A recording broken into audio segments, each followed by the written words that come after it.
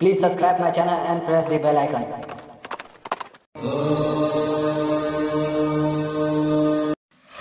हमारे भारत देश में अनेकों ऐसी दिव्य घटनाएं घटी हैं जिसने संपूर्ण मानव जाति को एक नया मार्ग दिखाया है।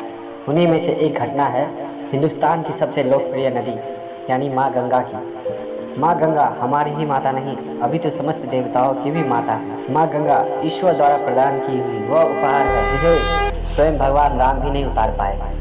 उन्हीं माँ गंगा की कथा का आज के अपने इस एपिसोड में जानेंगे। इस कथन का वर्णन हमें वाल्मीकि रामायण के बाल कांड में समय मिलता है, जिस समय राम और लक्ष्मण विश्वामित्र के साथ सीता स्वयंवर देखने जनक नगरी जा रहे। उस समय गंगा किनारे बैठकर विश्वामित्र ने भगवान राम और लक्ष्मण को गंगा अवतरण की कथा कुछ इस प्रकार सुनाया था कि हे राम, तुम्हारे ही कुल इक्ष्वाकु वंश में एक बड़े ही प्रतापी राजा हुए जिन्हें राजा सगर के नाम से जाना जाता है।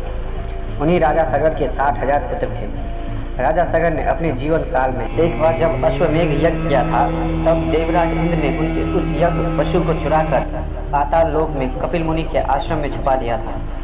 और जब उस अश्व को ढूंढते हुए राजा सगर के 60,000 पुत्र पाताल पहुंचे, तब उन सभी भाइयों ने कपिल मुनि को पशु चोर समझकर उनका बड़ा ही अपमान की, जिससे क्रोधित होकर कपिल मुनि ने सगर के 60,000 पुत्रों को एक ही क्षण में भस्म करके राख का ढेर बना दिया था।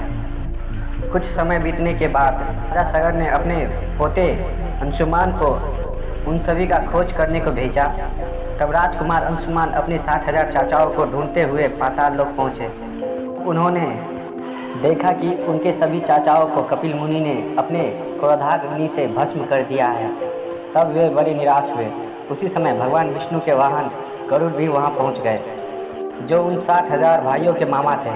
और उन्होंने अंशुमान को यह कहा कि पुत्र, तुम्हारे चाचाओं को कपिल मुनि ने भस्म किया है, अतः इन्हें साधारण जल से जलांजलि देना उचित नहीं होगा।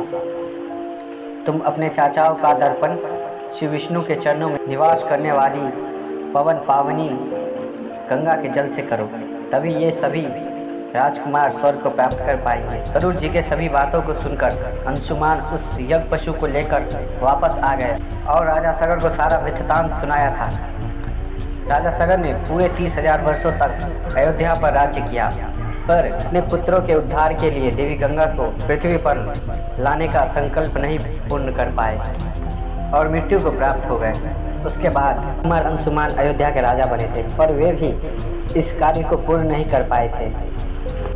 पर राजकुमार अंशुमान के पौत्र राजा भगीरथ ने इस कार्य को पूर्ण करने का निश्चय कर लिया और गोकर्ण तीर्थ में जाकर 1000 वर्षों तक बड़ा ही घोर तप किया।